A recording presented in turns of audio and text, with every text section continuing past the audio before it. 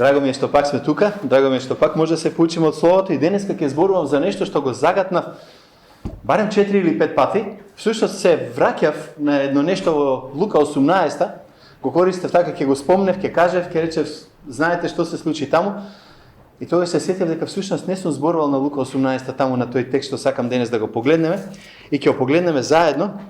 18 глава од 9 до 14 стих од Лука.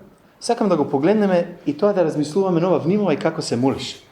Зошто го велам ова? Затоа што сите сакаме да се молиме, секој од нас сака да се моли или се моли, барем кога му е тешко, ако ништо повеќе. Од време на време, нели ќе речеме, некој има редовен молитвен живот. Ние барем сакаме од деца па натаму да ги поучуваме луѓето секојдневно да си најдат време, кога ќе читаат од Библијата, ќе се молат едноставно, што го нарекуваме тивко време, нели? Секој камп кога ќе го имаме, децата ако сте ги пуштале знаете. На почетокот денот го почуваме со тивко време. Дел од Библијата, читање, молитва и така натаму. Ама, молитвата некој пати може да биде проблематична. Ќе видиме зошто. Заради тоа што понекогаш начинот на кој се молиме кажува многу повеќе за нас, отколку што кажува за оно што се случува или оно што сакаме Бог да го направи. Лука 18 глава цела зборува за молитвата. Речи си цела. Ако погледнете на почетокот, зборува за една парабола за една жена која цело време го моли еден лош судија таму да пресуди во нејзина полза. Да пресуди тоа што е право, всушност, не бара да му пресудат нешто повеќе тука. Потоа следат неколку други параболи, ама фактот е дека зборува за молитвата. 18 глава, 9 до 14 стих. Отворете го, може да го следите таму пред вас или на екранот, како сакате. Вели вака текстот. А оние што беа самоуверени во својата праведност и ги подценуваат другите. Исус ја каже оваа споредба. Двајца мажи влегува во храмот да се молат. Едниот беше фарисеј, а другиот собирач на данок. Горделивиот фарисеј стоеше одвоено и се молеше вака. Ти благодарам Боже што јас не сум грешник, како што се другите луѓе. Разбойници, нечесни, прелюбници, ниту пак како овој собирач на данок овде. 2 пати неделно постам и во храмот давам 10 од сите мои приходи. А собирачот на данок стоеше подалеку и не се осмелуваше ни да погледне кон небото, туку се удираше во градите и се молеше вака: Боже, имај милост спрема мене, зашто јас сум грешник. Ве уверувам дека собирачот на данок, а не фарисејот, си замина оправдан пред Бога. Зашто оној што се крева на големо, ќе биде понижен, а оној што се понизува, ќе биде издигнат. Познат ни е текстот, сигурен сум. Не е ова прв пат да го читаме тука. И кога ќе зборуваме, јас мислам предминатиот пат спомнав нешто малку повеќе објаснив за фарисеите. Во многу што тие луѓе беа најлошите во светот и најдобрите во светот. Зошто најлошите? Затоа што се надева на својата самоправедност, само од друга страна ако погледнете историски, тие беа оние што уствари го одржаа јудаизмот да не се загуби. Во времето на Исус се сеќавате, имаше две групи кои ги спомнува Библијата, садукеи и фарисеи. Садукеите беа оние дел кој беше поврзан со храмот, фарисеите си беа бизнис луѓе.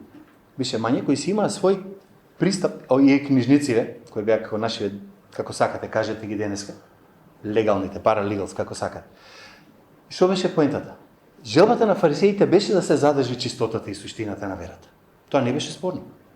И тоа требаше да се случи, бидејќи после уништувањето на храмот, на кој начин всушност ќе се развиеше еврејството. Плюс, ако не беа фарисеите, немаше да постојат синагоги. Не знам дали го знаете тоа.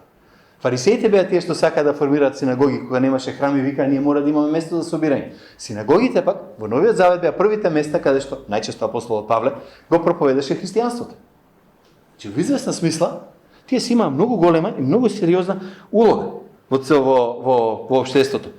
Никој пати не ги имало повеќе од 6, некои викаат 8.000, зависи колку имало фарисеи во Израел, и сите биле наречени братство на некој начин.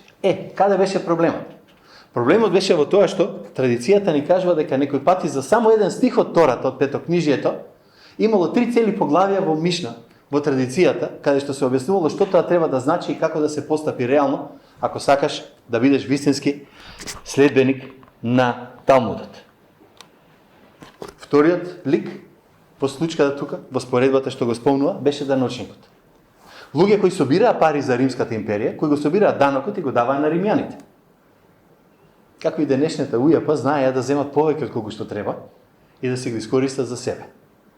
Знаеа да го земат и да го искористат за себе и затоа ги презираа буквално сите.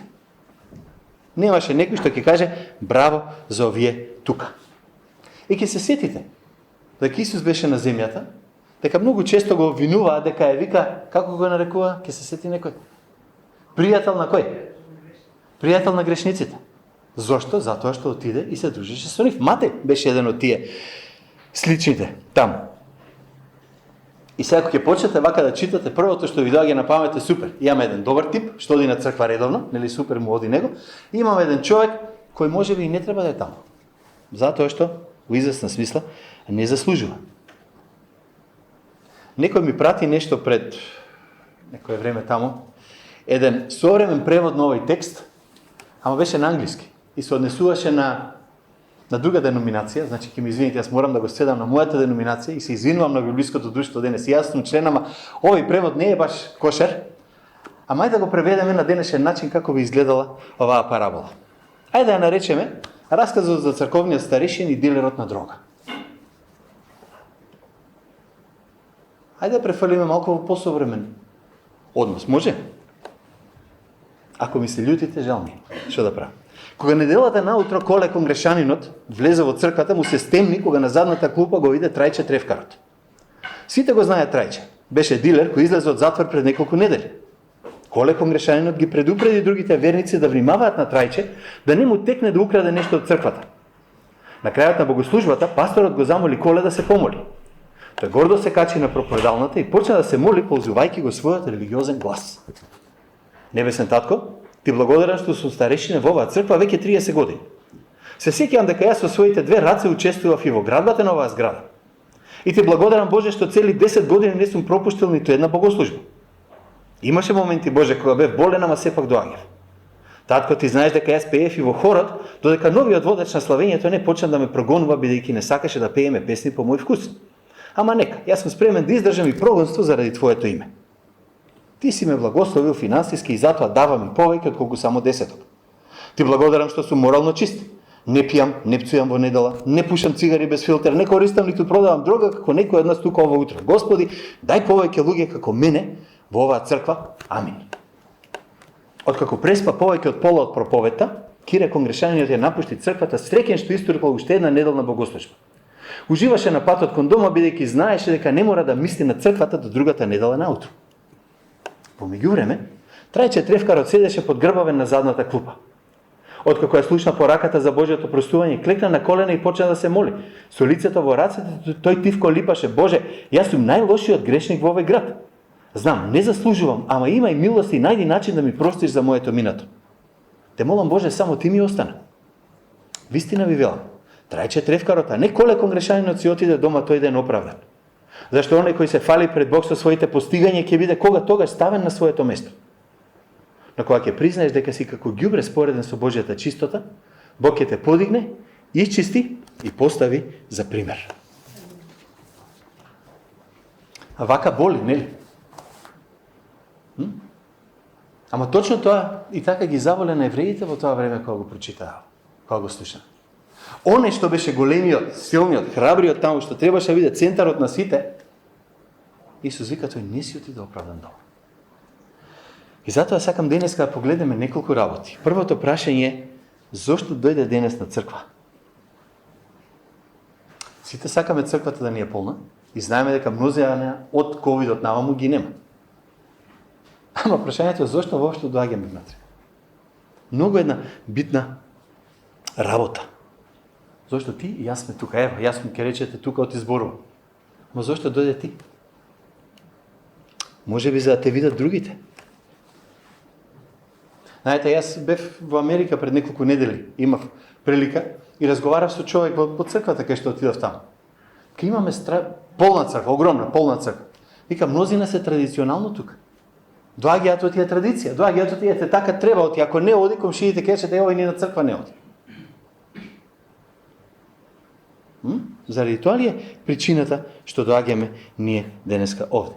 За фарисеите во тоа време беше јавен перформанс да се појави. Дали ќе биде во храмот, дали ќе биде во синагогата. Јас сум тука, јас сум центарот, видете ме кој сум. Тој јавен перформанс беше убав за луѓето наоколу, ама што правеше за него? Не знам. Сеќавате во параболите кога Исус ги кажува, најчесто вика, фарисеите трчаат да седнат напред. Трчаат да бидат видени, трчаат да бидат главните.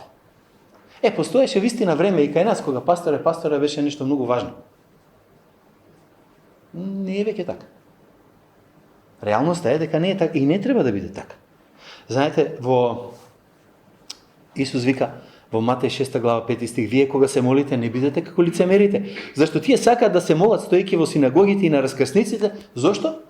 За да бидат видени од луѓето. Поентата не беше не се моли. С краја да е. Поентата беше немој да се молиш за другите да те видат колку си не знам како. Луѓе доаѓаат во црква во различни причини.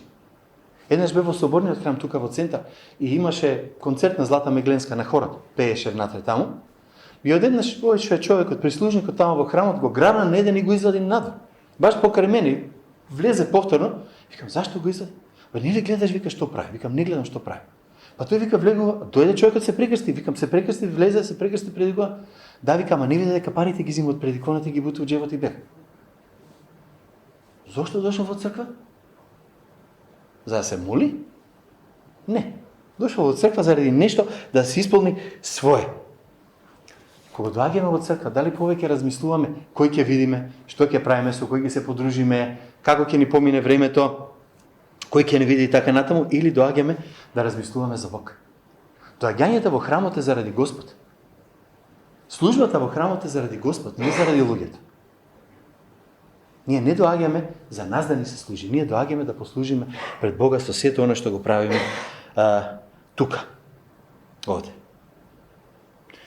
Имаше периоди, ќе се сетите и кај нас во државата, кога луѓе доаѓаа во протестантските цркви од чисто политички причини. Имаше председател на државата што беше од евангелско-протестантска црква. И тоа го имаше. И тоа се случуваше и навистина реално е. Сите се мачиме со таа мака да кажеме дека сакаме да им угодиме на другите луѓе, наместо да му угодиме во Бог. Дури и за времето кога јас се молам, кога вие се молите, ај сетете се на своите молитви. Колку пати Боже, дај да не направам ова, дај ова да се случи или нешто. Зошто? Да ме видат колку сум и како сум праведен, свет или нешто друго. Не би одоло така, јас не би сакал да биде тоа причината. Второто нешто што сакам да го спомнам е, може би доаѓаш за да го бараш Бог. Знаете што беше многу интересно за овој даночник што дојде? Тој дојде, бидејќи никој друг не го интересираше освен Бог. Тој дојде во црквата, не оти знаеш дека ќе маче, Бојром седни на прва клупа, како си сакаш едно кафе да се напиеш. Тој знаеш дека сите ќе го избркаат понастрана. Ама сепак дојде. Зошто? Заради правата причина. Дојде да биде по Божиот храм и да застане пред Бога. Не се фокусираше на другите. Не го интересира другите. Само Бог. Обожувањето, вистина е дека треба да вклучи публика, ама публиката е, како што некој рекол, публика од еден. Цело моје обожување, цела моја молитва е заради Бог, не заради луѓето. Не, видете ме кој сум јас. Фала ти што не сум како тие таму. Вие знаете, многу пати сум рекол дека ми пречи оној став ние и тие. Да, може да кажеме имаме разлика. Да, може да кажеме многу ствари. За некој што викаме, леле, каков безбожник е тој, а ние верните, тој безбожник. Ама не можеме така да гледаме ние и тие. Во Божите очи сме исти. Едните се покаяни грешници, другите се непокаяни грешници. Ама повторно имаме еден Бог на кој му служиме и пред кого сме. Тука застанати.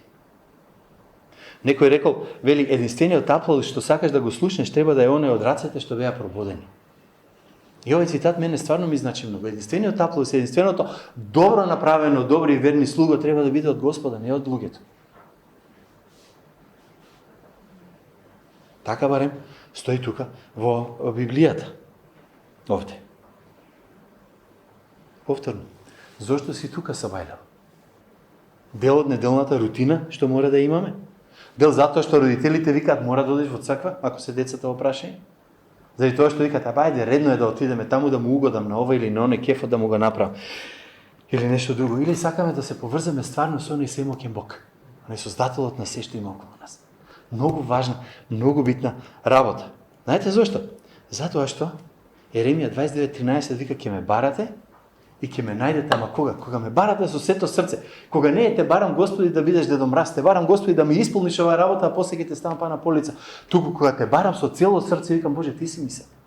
Знам ти е тешко. Знам ти, имаме работа, имаме семејство, имаме бизнес, имаме милион други ствари кои викаме, ама и на нив треба да се посветиме. Така е. Ама Господ знае дали нашето срце е право пред Него или не и дали стварно го бараме со цело срце или не го бараме. Тука. Ако се сеќавате кога зборував за споредбата со загубениот син, таму, спомнав дека една од причините зашто младиот, овој загубениот, не можеше да се врати дома, беше стариот брат. Тој што беше јас сум добриот, јас сум тој што цело време ти служи, јас сум најпаметниот, јас сум поштениот, а јас не добив ништо од тебе. Кога му се обраќа на Бога. Јас не би сакал никој од нас што седи тука во црквата да биде причина некој да не може да седи во црквата. Во која смисла? Да го гледаме напорки, да не го сакаме, да речеме овај не е за нас. Ние со вакви не се дружи, а со какви се дружи. Многу битно да знаеме каде стоиме. Кажуваме добар ден на сите што ќе дојдат. Сакаме новите што ќе влезат да им кажеме, еј, како си дојди, седни едно кафе, напи се, ама од срце. Не онаа насмевка, знаете, вештачката како продавач повелете што ќе правите, што сакате да ви продава. Тогаш веќе е окей. Второто прашање, кое сакам да го погледнеме, е следното. Кој е твојот став во црквата? Два става има тука кои може да ги видиме и кои се, условно да кажам, превалентни ги има постојано во црквите денеска.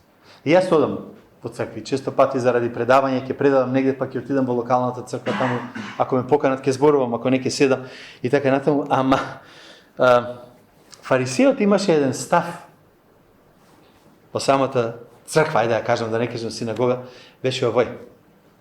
Јас се гордеам со мојата добрина. Видиме колку сум јас добар за разлика од вас. Ова е многу опасно кога го зборува човек што стои напред и сите го гледаат. Оти во недела на богослужба обично немате можност да комуницирате назад, да кажете чекај, а ти што правиш или не правиш. Ама имаме други моменти кога може слободно да дојдете и да кажете, еј, ова е во реч што го зборуваш, ама ова треба да го поправиш. Но во секој случај, се гордеам со мојата добрина, не е убав став. Видиме колку сум јас супер.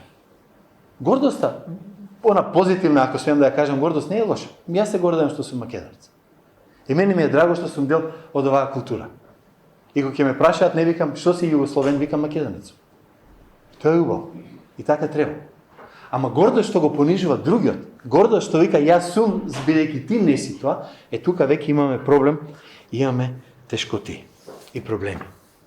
И тој проблем се гледа тука во молитвата на фарисеот. Затоа што тој се испофали со се што прави. Буквално со се што прави. Пости, дава десеток, вика тука, ги исполнил сите заповеди. Стварно. Сите заповеди ги исполнил без ни една да прекрши. Ево вака ќе провериме дали имаме гордост во срцето. Гордоста ужива да нагласува јас. Јас сум најдобар, јас сум најпаметен, јас сум единствениот, јас сум тој, јас сум тој, јас сум тој. Забележите ја молитвата на човеков. Не директно, нели? Не е така преведено, бидејќи не, ама Боже, ти благодарам што кој? Јас не сум како другите луѓе. Ти благодарам што кој? Јас постам, јас давам, јас сум честен, јас не сум како тој. Цело време е јас. Еден автор вика, пробај, стави кастофонче околу вратот и 24 сати снимај колку пати ќе кажеш јас. Мислам оти тешко ќе ни биде. Тешко ќе ми биде. Знам оти сигурно ќе има многу пати што ќе го спомнаме. И патем, повторно, ништо од тоа што го правеше не беше лошо. Го почитуваше законот, фала му на Бога. Даваше десеток во црквата, фала му на Бога. И ние собираме доброволен прилог. Постеше, фала му на Бога. Се е тоа окей. Проблемот беше причината зашто го прави тоа. Не самиот факт и самото дело што го прави. Ако го правеше за еден ден да застане пред Бог и да каже, Господи, јас постев, правев, сега ти си должен да ми го дадеш тоа што јас го барам, стварно.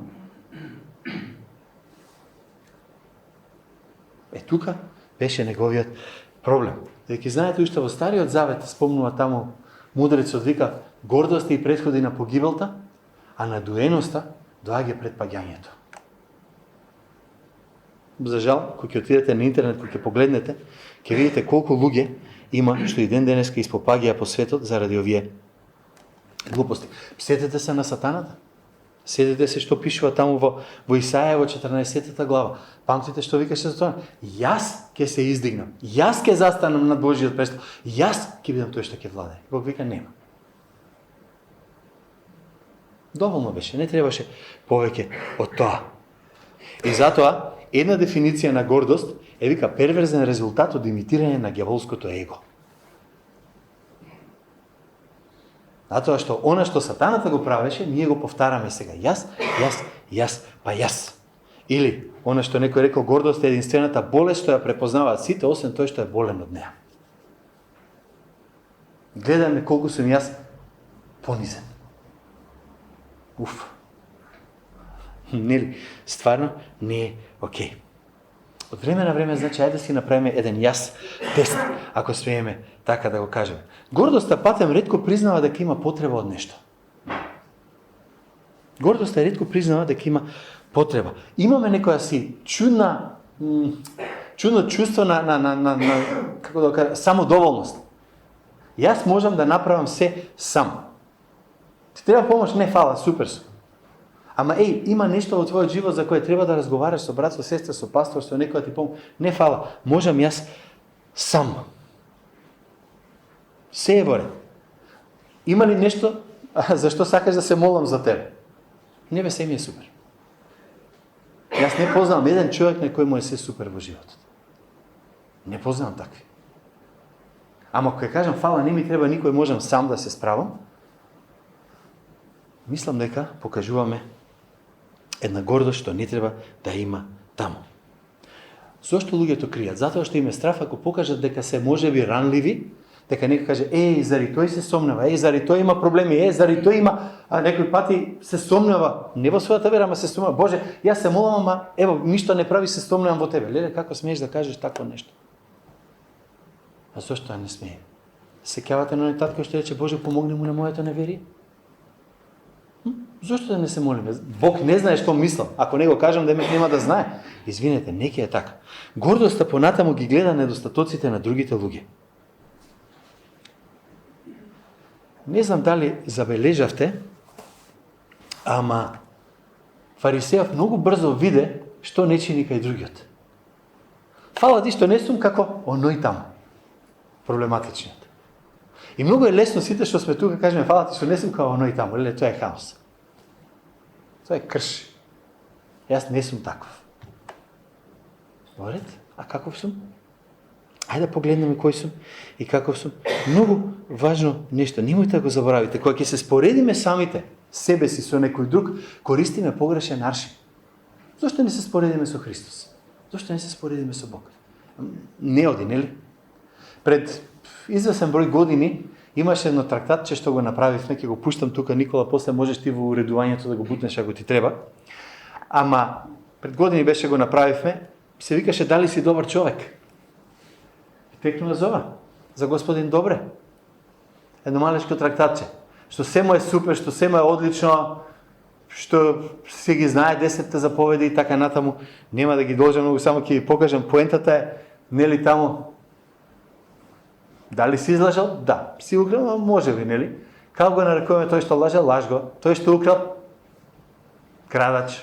Кога почнеш да броиш што се сме направиле проблеми, одеднаш сваќаме дека имаме сериозен проблем. Дека не сме ги одржале сите 10 заповеди, би текнува нова брошурка.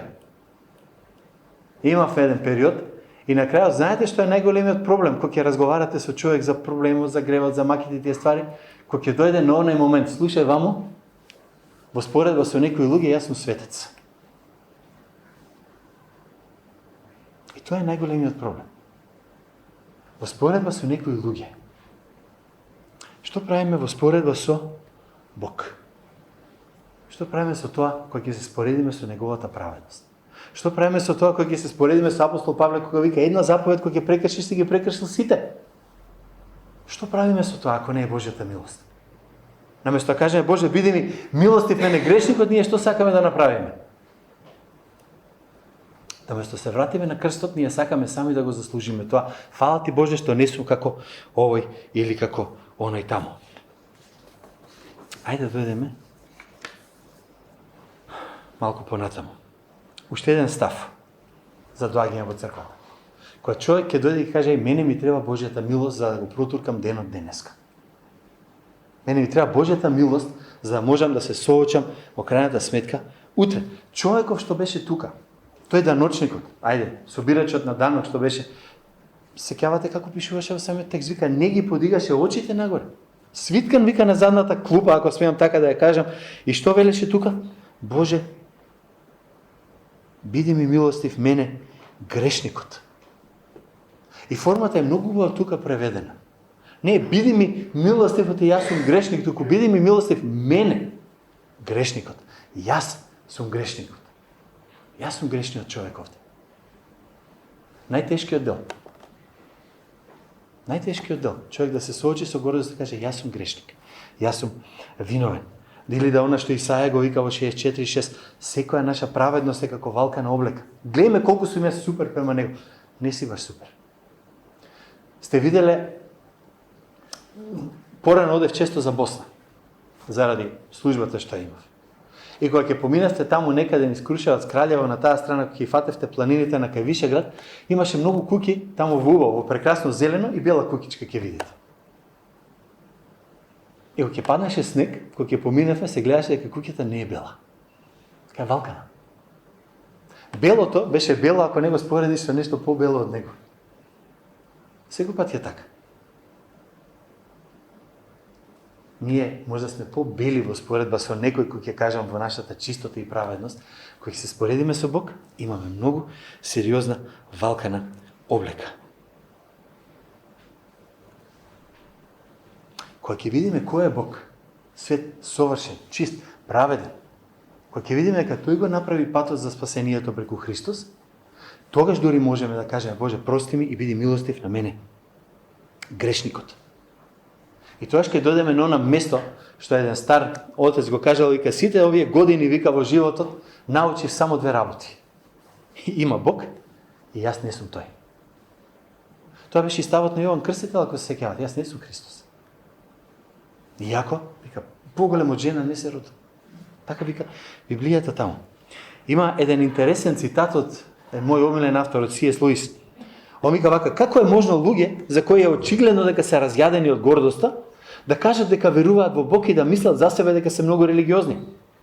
Тие теоретски признаваат дека се ништо во Божјото присуство, но за сето тоа време си замислуваат дека тој ги смета нив за подобри од она што го викаме обичните луѓе.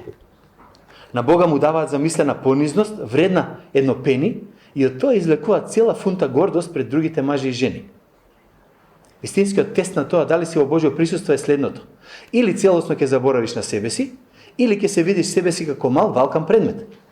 А подобро е целосно да заборавиш на себе си. Тргни се.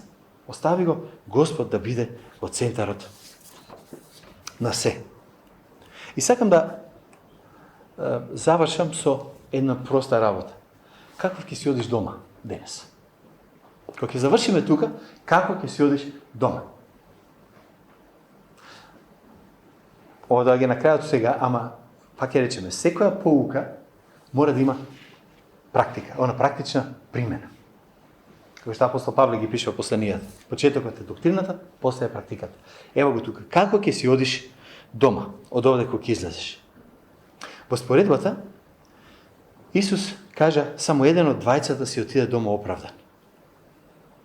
Оправдан е збор за кој ќе зборуваме друг пат, ама значи дека си представен пред Бог како праведен. Не си праведен, ама стоиш пред Бог како праведен заради праведноста Христова тука. И единствениот начин да бидеш тоа, го гледаме во 14 стих. Зашто оној што се крева на големо, ќе биде понижен, а оној што се понизува, ќе биде издигнат. Има тука кажано. Пораката или на парафразата на 14 стих е, ако вика одиш со дигнат нос, много е поголема вероятност ти ќе се сопнеш. Немој да не мислиме дека можеме да мислиме за себе си, кој знае колку. Светот вика денес промовирај се себе си. Погледнете ги социјалните медиуми. Се сведува на промоција на себе си, на мене и на јас.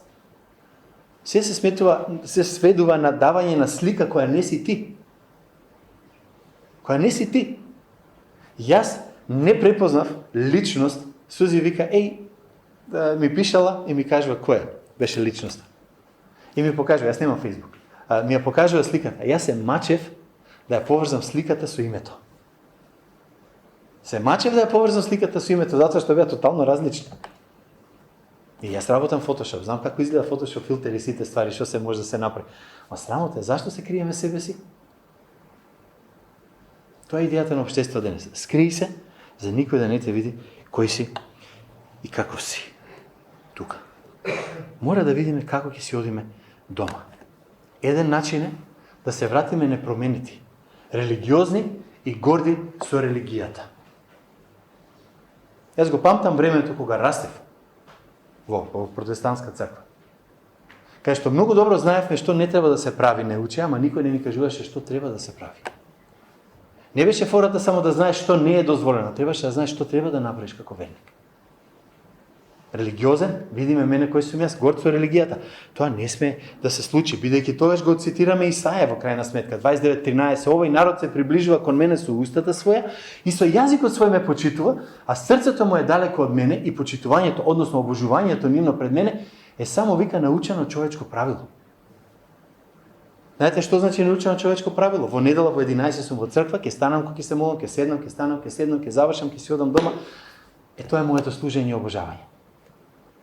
Ако го нема срцето во ова, ништо не можеме да направиме. Проблемот со било која религија, ако сакате, кажете ја, е дека е интересиран надворешното изразување на истата. И ако тоа го направам што се бара од мене, тогаш сум направил се што е потребно. А Бог вика, гледам на срцето, не гледам на тоа што е надвор. И тоа е тешко. Знаете, вакви некои пати глупави шашави религиозности се случуваат насекаде. Имавме ситуација на човек во Бугарија, пред години беше тоа, кој уште социјализмот беше јак таму, и имаше човек кој беше затворен како пастор заради својата вера. И жена му еднаш реши да му однесе причест. Не и дадоа да одвои лепи вино, затоа што демек ќе направила проблем, го натопила и му го дала така. Нели се скараа луѓе кај неа во црквата како смееше да направиш нешто што не е по нашата традиција и правила и норми. Стварно. Затоа што традицијата и нормата беа поважни од суштината. Да не си играме со такви ствари. Еден автор повторно на едно место вика, без да имаш средба со Исус Христос кој ќе ти го смени животот, религијата ќе те одведе до пеколот и цело време ќе те уверува да ти одиш на небото. Ама јасно си религиозен, супер. Од тоа, фајде, нема. Јас се надевам дека дома ќе си одиме денеска сите растоварени. Оправдани пред Бог, благодарни за тоа што сме оправдани пред Бог.